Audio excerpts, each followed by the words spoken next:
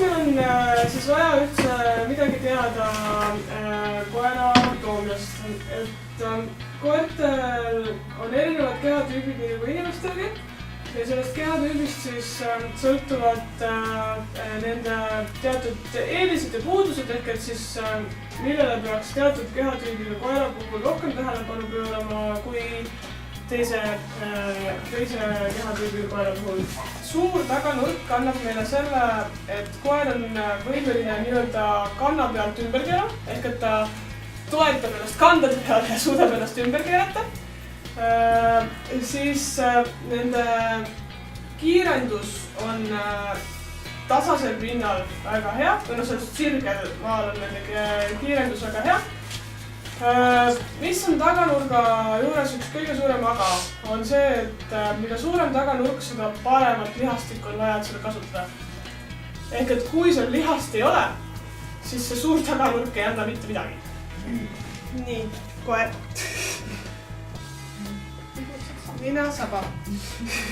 Tema puhul ei ole nii hästi näha. Tund on samamoodi, siin on tema vaagen.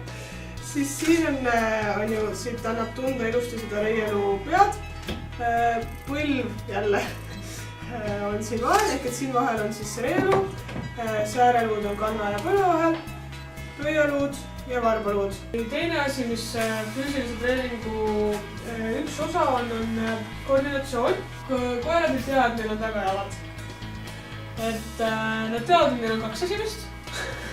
Nad mõtlevad selle peale, kuhu nad neid panevad. Ja nad tagumised tulevad lihtsalt järgi. See on täiesti tõsi.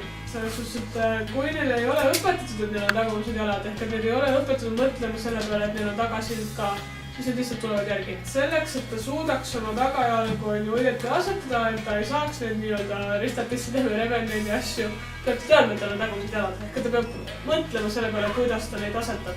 Kui meil on heas vormis loom, siis kui tal midagi juhtub, siis ta taastub tunduvalt kiiremini kui see loom, kellel ei ole enne vigastust olnud füüsilist vormi.